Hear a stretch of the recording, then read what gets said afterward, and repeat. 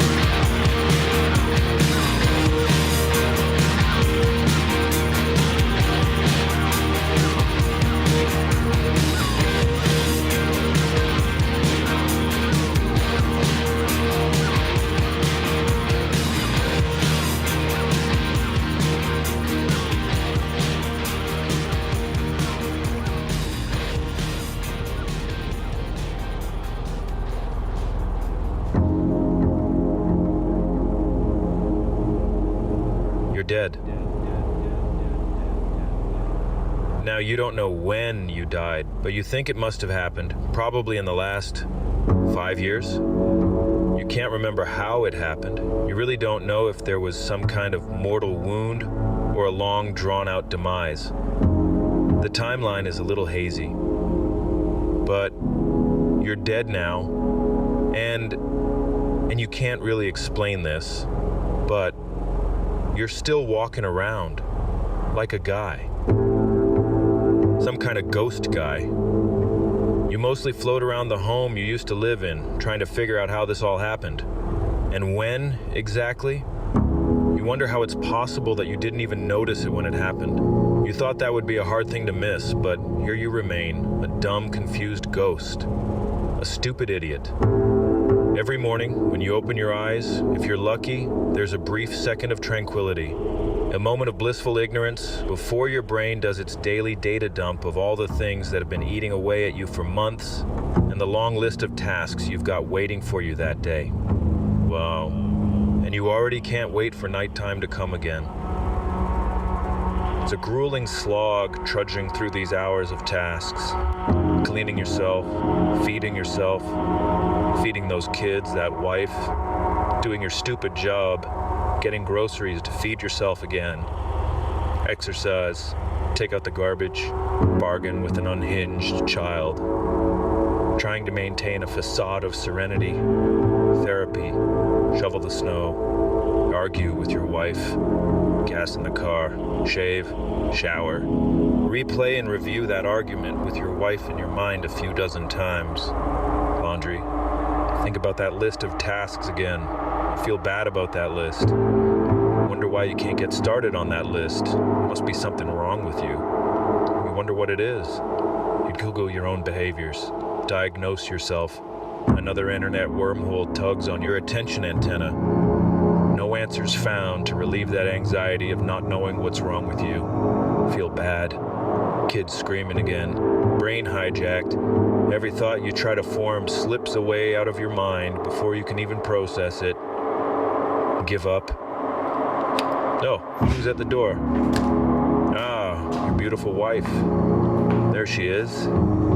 God, you'll love her. Smart, cool, a great can. At least you have her and you get to, Oh, there she goes. And she's walked right by you. Didn't even notice you. Oh yeah, you forgot you were dead, you idiot. You're invisible. You wonder what she's thinking about. I never loved you. I'm not attracted to you. Oh, never mind. Avoid that. How many hours left? Oh, Jesus Christ. Quiet moment. You think about that nighttime. It's waiting for you. Soon. Only a few hours to go and you'll have your brain back. And there won't be anything to do, nobody to answer to. Your tasks will all be on pause because it's nighttime. And at nighttime, you're the boss, and 2 more hours of torment. Your grandfather endured a hailstorm of artillery every night for like 3 years during the war. Surely you're not so soft you can't endure this. Ugh. Your mind clenches. You barely have time to wipe your own ass. You grit your teeth and push through, using every ounce of energy left in your tank to get to that eagerly anticipated night phase. And finally it arrives, the secret hours, and the world is still, and every functional person is in bed sleeping like they're supposed to. But a guy like you, nah, you're up, and you're doing all kinds of stuff, and it's a bit of a secret, and that makes it cheeky, and that's a fun thing. It feels like the world is all for you, and when there's nobody else around to ignore you, it's easier to pretend you're not a ghost. But for some reason, when it's this quiet, you never know who's going to pop by for a visit. And sure enough, tonight's visitor arrives. And he's also some kind of ghost. Carrying with him a film projector and a screen, which he promptly sets up to begin his big presentation. And you settle in and prepare to watch this mandatory slideshow that your wonderful friend has put together for you. The ghost turns the lights down low, so the bright, vivid projection screen is all you can focus on. Oh, it's starting. I'm Black Madeline. I'm through settling. I say that a lot. I'm backpedaling.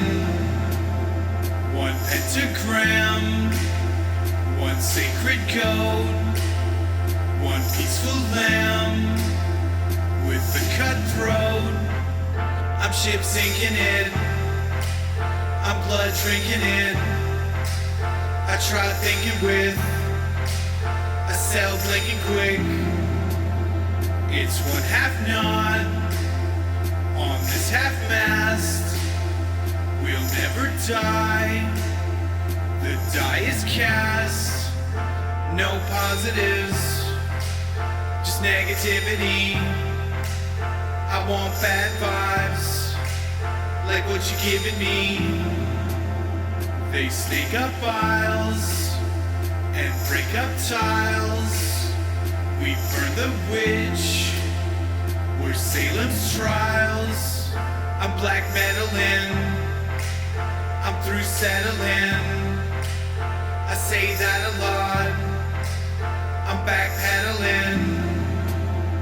One pentagram, one sacred code, one peaceful lamb with the cut. It has to be this blasphemy that sent this curse right after me. Now it's all about 666, all up in the mix, mix, mix. So nihilistic, tick, tick. Hear the hammer go click, click, click, and then boom, let's sacrifice this pastor twice, this afterthought, the afterlife. Now it's all about 666, all up in the mix, mix, mix. So nihilistic, tick, tick. Hear the hammer go click, click, click, and then boom. Force and curse, it's forced or worse. Sandpaper songs, a scorched out church. Now it's all about 666, all up in the mix, mix, mix. So nihilistic, tick, tick. Hear the hammer go click, click, click, and then boom. It has to be this blasphemy that sent this curse right after me. Now it's all about 666, all up in the mix, mix, mix. So nihilistic, tick, tick. Hear the hammer go click, click, click, and then boom.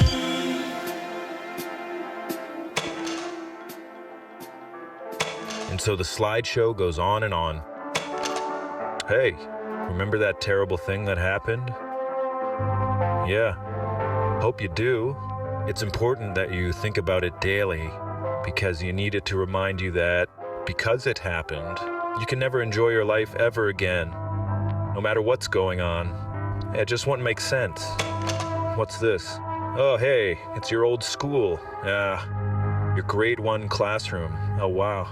The chicken bone. Yeah, that was, well, one night your mom had made that shake and bake chicken stuff, and for whatever reason, when you were done eating the chicken drumstick, you looked at that bone and felt oddly compelled to hold on to it, and you wrapped it in a paper towel and slid it into your pocket, and then later into your pencil case thing that you took to school there. And then every day you'd zip open the case and look at this bone, examining it over and over for no particular reason. And actually you had piano lessons in that same room one night a week. Remember that? And then one night when you were at your lesson, you were about to leave and thought about that bone, and you knew it was right there. You had to see it. Your piano teacher waited for you in the hallway outside, while you snuck over to your desk and pulled the pencil case out, zipped it open, and examined the bone once again. Only this time, it's nighttime. The whole school was empty, and you weren't supposed to even be there, really. It was weird and exciting and unexplainable and stupid, but you still remember it clearly all these years later. Why? You still don't get it. What the hell was that all about? The show is meandering and confusing, but surely it must mean something. The creator must be some kind of artist.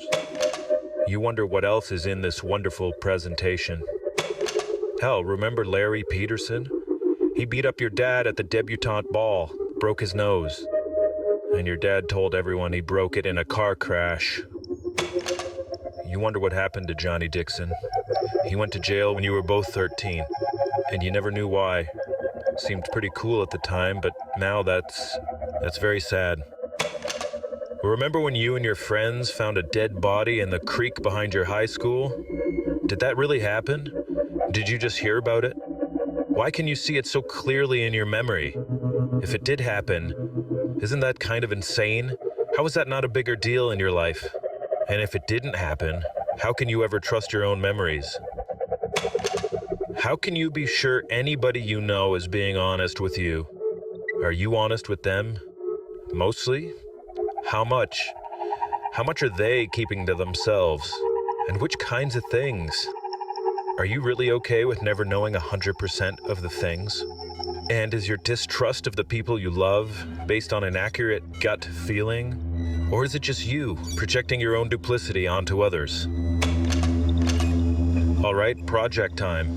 Let's spend the next hour coming up with every viable hypothesis for what a particular person could possibly truly think, and then create an endless series of thought experiments and visualizations of how those realities would play out. You're an addict, stuck at the psychic slot machine inside the thought factory in your mind, just frantically grasping for relief. One of these days, you're gonna pull that lever, and you'll find that certainty. Sure, your previous thousands of hours invested into these investigations haven't provided a shred of certainty about anything, and in fact, have made everything quite scary, but you gotta keep trying, because you never know, maybe this time will be different. Nope. Oh, there's someone else at the door. It's all your deepest fears swirling together and materializing as a deep black void energy, forming into an ever-growing sphere of chaos and dread. The black memories, the anxieties, the terrors, they all coalesce around the inescapable gravity of the formation's dense core. What's at the core of the shape? No one knows, for the darkness that swirls around it obscures it from view. It's the dark amalgam. And like the Minotaur, the elusive and mysterious dark amalgam dwells inside the hidden recesses of your mind caves, unpredictably emerging and retreating as it pleases. And as it grows, its gravitational pull gets stronger, adding more and more to its immeasurable mass. I never loved him. I never loved him. I never loved him. I never loved him. I never loved him. I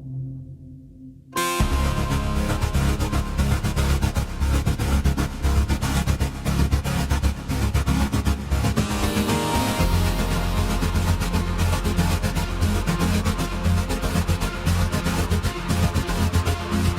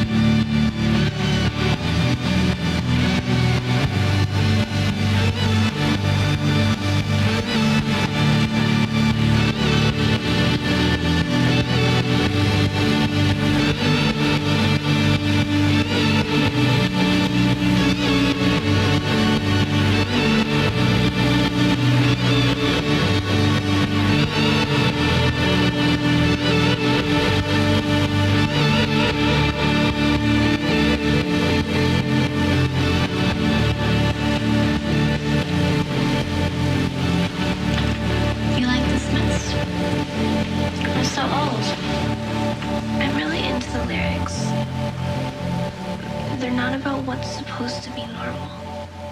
They really see things the way they are.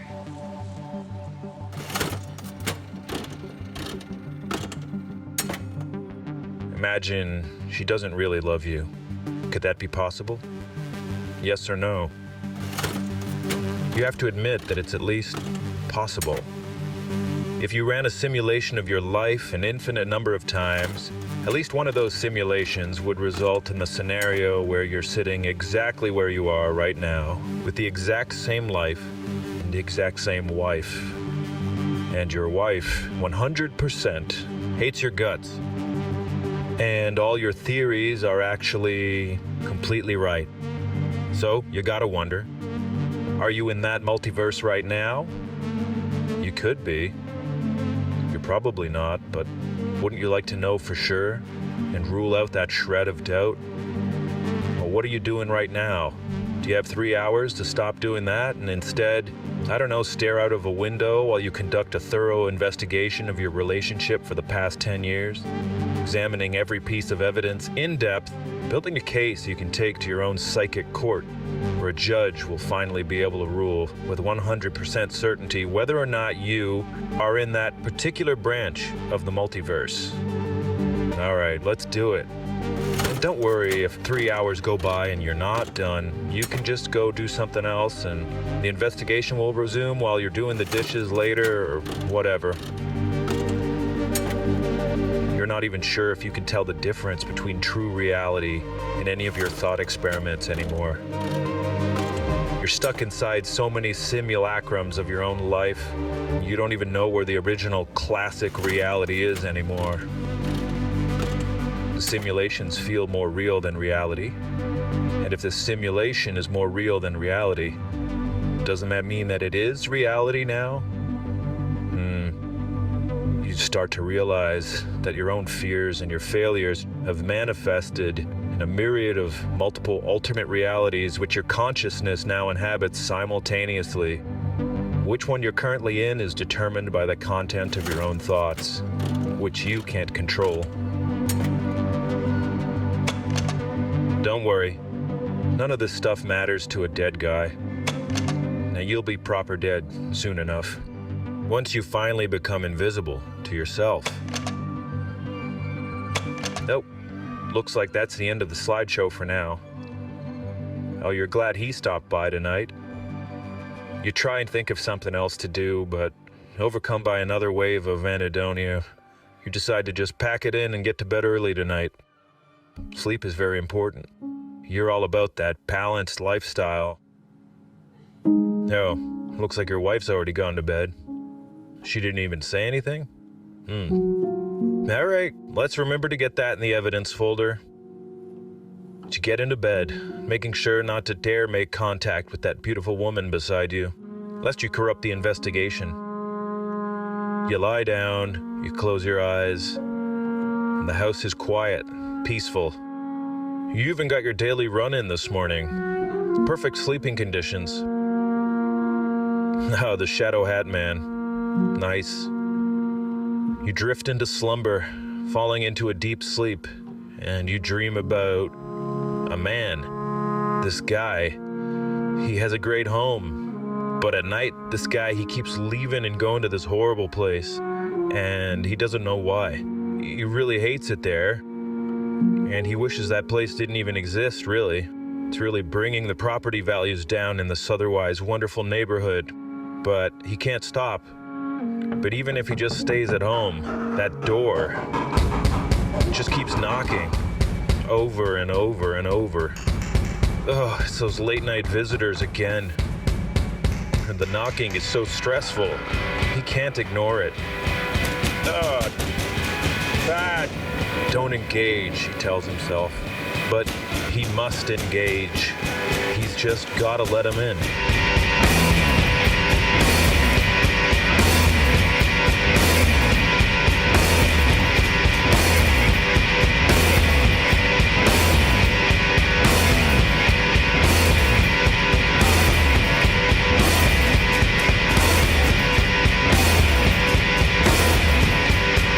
I woke up to hear the dial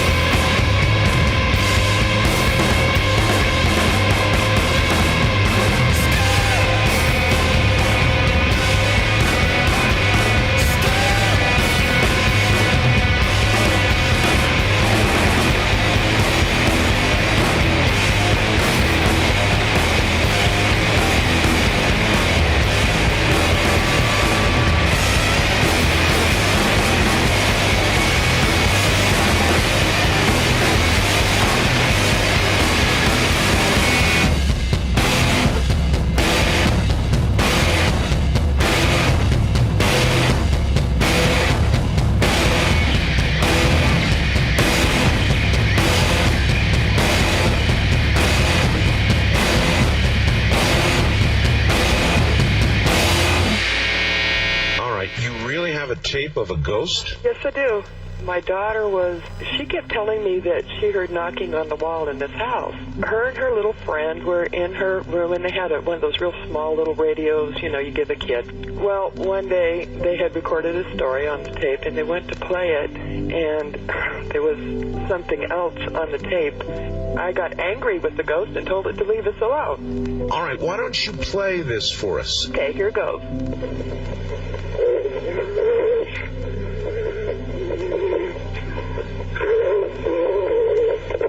What do you think it says? He says, I wish we were together. Oh, all right, play it again.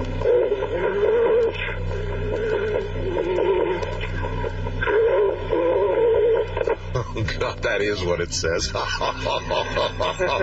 Oh, Sandy. It's got that clicking noise in the back. Oh, Sandy. There is no question about it. It says, I wish we were together. Do you have any idea of who that is, Sandy? Absolutely not. Absolutely not. Oh, Sandy. Oh, Sandy. Absolutely not.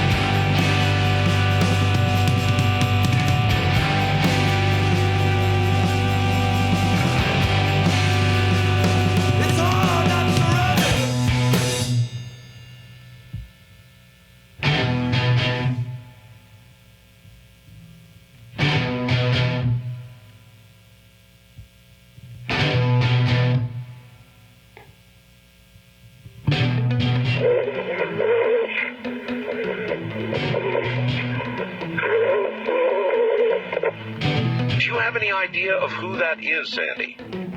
Absolutely not. Absolutely not. Absolutely not. Absolutely not. Absolutely not.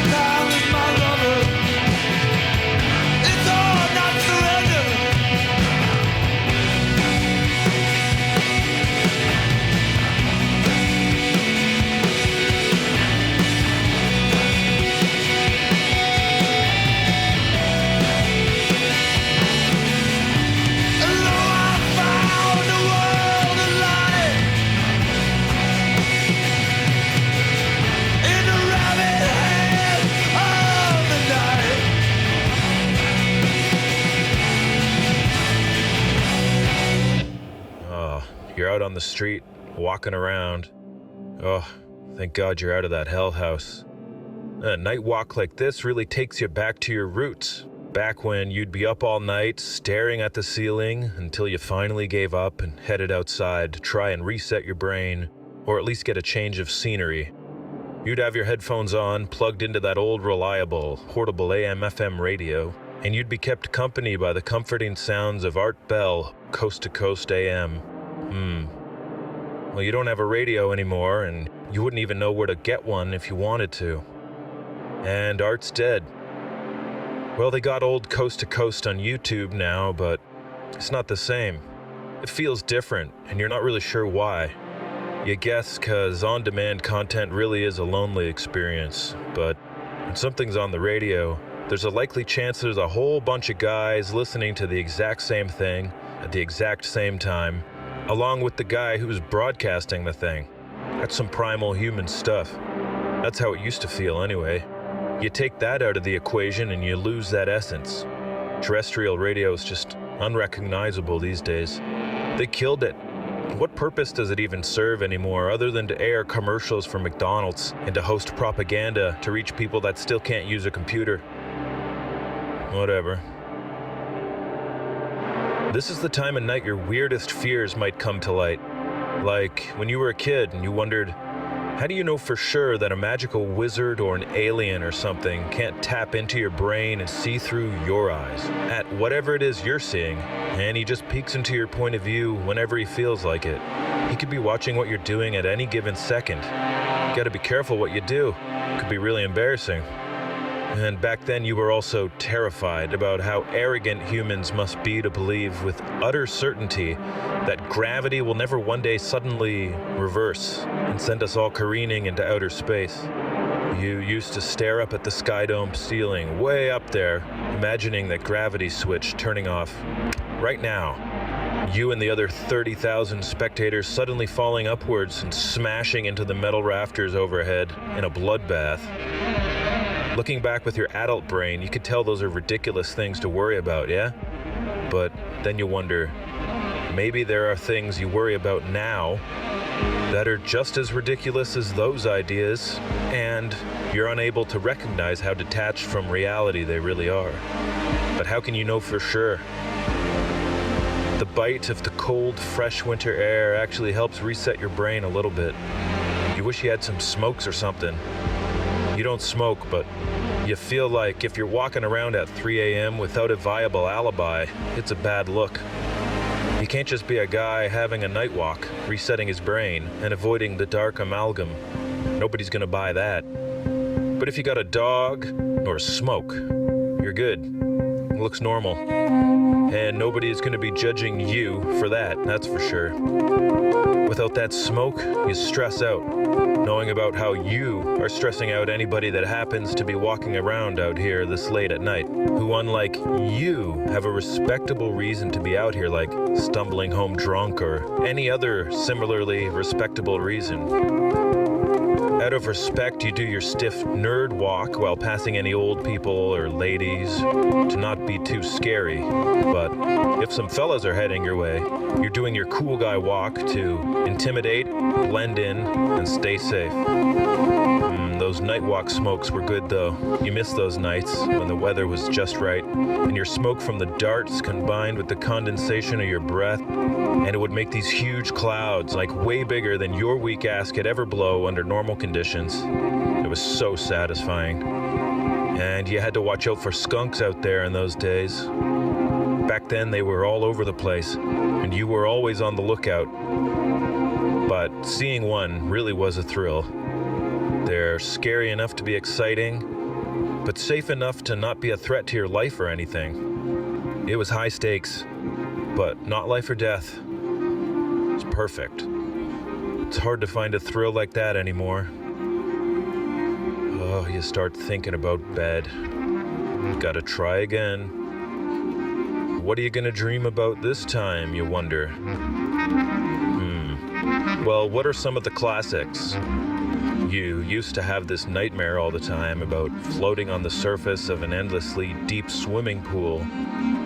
You'd begin to think, And no matter how hard you wanted to get back to the surface, you just couldn't will your body to move at all. And you'd slowly sink deeper and deeper until you passed the point where you knew there was no way you'd be able to make it back to the surface again, no matter how hard you tried. And that would be the end of you. Yeah, you can go with that one, I guess. It's pretty good.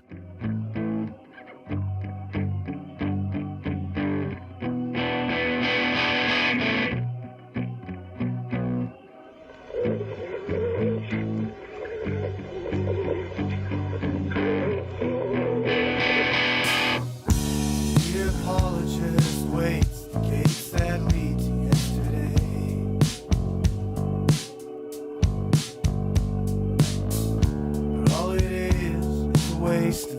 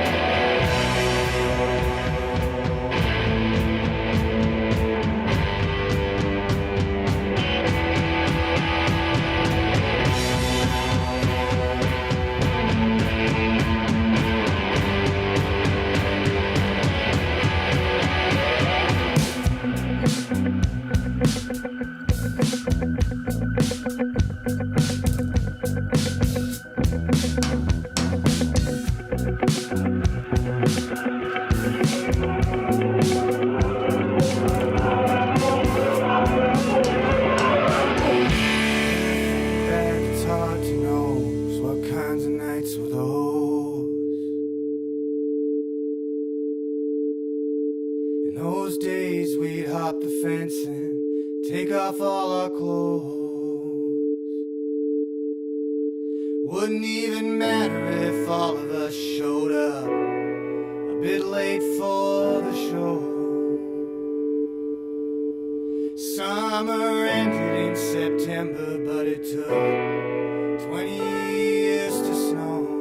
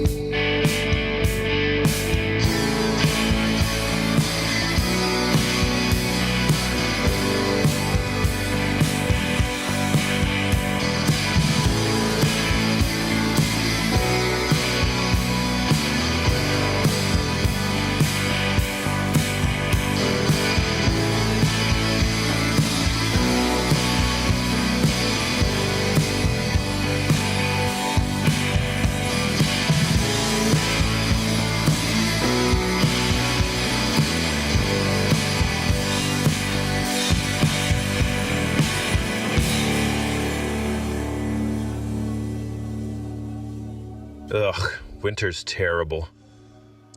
And you're so deep in it now that you can't even remember what the warmth of the sun feels like. Oh, there goes another guy walking around. Wonder what he's up to. Can't be any good. God only knows the things people only do during these secret hours. Sometimes it's very bad. Sometimes it's very sad. Oh, yep, hi. Yep, great, thank you. Well, it seems like you've got the dark amalgam riding shotgun with you these days, and you don't want to have it, that's for sure. You can't seem to get rid of it. But it's more that you don't even want to give it up. It's like quitting smoking. Like it's destroying you, but you just don't want to stop. Rather than paddling down that tranquil river, the dark amalgam keeps you going through these exciting, rocky rapids all day long. And you could smash onto the rocks at any time. It's more of a thrill, isn't it? And besides, maybe you do need it. What if the dark amalgam actually does know what's up? And what if he's right about everything and all that terrible stuff comes true and you find yourself unprepared for any of it because you chose to ignore it? Oh, that's bad. Almost back home now anyway. There's little Georgie Donnelly's house. You'll never forget him and his egg tooth. And the time you once saw a UFO floating over his house one night, walking home. It's crazy. You never explained that. Ah, and there's Orion's belt, glowing over your house. It's always there in the winter, guiding you back. No matter where you are in the world, those stupid little twinklies remind you of home. Oh, looks like someone's turned the porch light on for you. That's nice. One of the feral neighborhood cats sprints by, pausing between pounces to briefly acknowledge you with a wink. Love that guy. Oh, the house is quiet. You almost step on the cat, who you've inadvertently conditioned to be a masochist by giving him a handful of guilt treats every time you accidentally step on him. And now he just gets hurt on purpose for those treats. He's obsessed. You find a piece of paper in your coat pocket, crumpled up, but you open it up and there's a message on it. It says, "It is from the bystanders, who are in the vast majority, that we receive the propaganda that life is not worth living, that the ambitions of youth must be laid aside for a life which is but a painful wait for death. These are the insignificant and forgotten men who preach conformity because it's all they know. These are the men who dream at night of what could have been, but who wake at dawn to take their places at the now familiar rut and to merely exist through another day. For them, the romance of life is long dead, and they are forced to go through the years on a treadmill, cursing their existence, yet afraid to die because of the unknown which faces them after death. They lacked the only true courage, the kind which enables men to face the unknown regardless of the consequences." You have no idea why you put that in your pocket, so you crumple it up and shove it back in there. This guy you used to know once told you that as you get older, there are more and more ghost younger yous littering the terrain. And now you think about this current guy you're playing. As you walk around aimlessly on another cold, lonely winter night, it's probably time to become a new guy, you think. And you know what parts you want to send off to that hidden place where the old yous live. But for some reason, you can't. You're like a mental hoarder. You can't let anything go because what if? But it's all cluttered in there, man. Look at it. It's full of scuzz. It's time to clear the cobwebs. De-scuzz. You know what I'm talking about.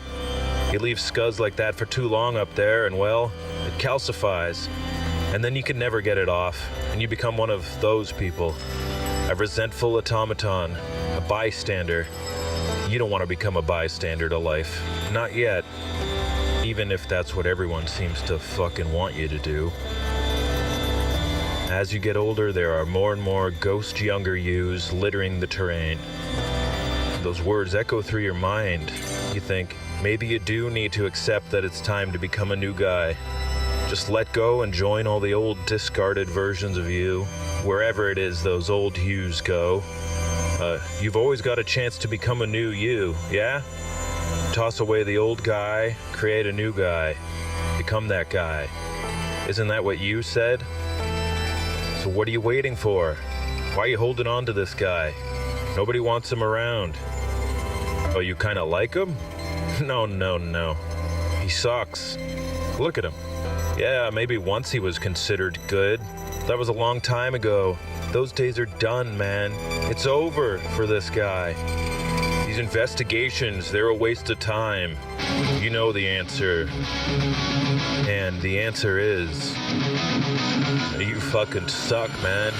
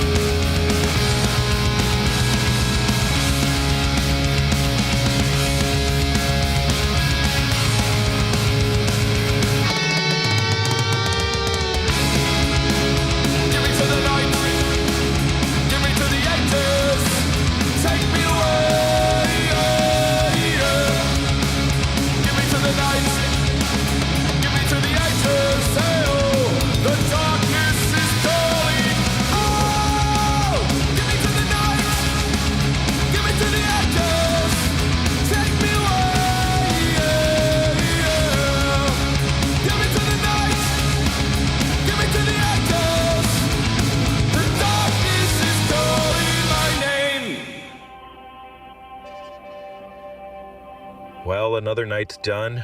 The investigation, well, again, it didn't uncover anything this time, but you'll return to it first thing in the morning. Gotta keep searching. It's lonely in these wee hours, but in a nice way. It's just you and... Oh, look, there's Georgie Donnelly across the street. He's up too. God, what an asshole. What the hell's he doing? Can't be good. Yeah, hey Georgie, yep. You wave as you shut the blinds for the night. And you crawl back in bed, careful not to disturb your wife lying asleep. You take great precaution to not make any contact with her body as you get under those covers. But your arm accidentally brushes hers and she quickly pulls away. Uh-oh, another piece of evidence for the files. And you prepare for the sweet relief of unconsciousness. It's coming. Any minute now. Well, you stare up at the ceiling, at all the cracks and water stains you've memorized and retraced with your eyes again and again, night after sleepless night, and then your wife's arm reaches across you. Uh-oh, what's she looking for? Nothing, apparently. She just hugs you? Well, that's nice. You know, maybe you overthink things, I don't know. Wait, is this an accident? Is she doing this on purpose? You need to know. How can you know? Well, let's examine the evidence. Just kidding.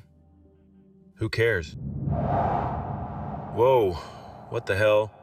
Hey, I'm floating away up here. I think gravity just got reversed, but only for me. Where am I going? Hello? Bonjour, hi? Qu'est-ce que c'est, message machine broken? Alright, well, guess that's it for this guy.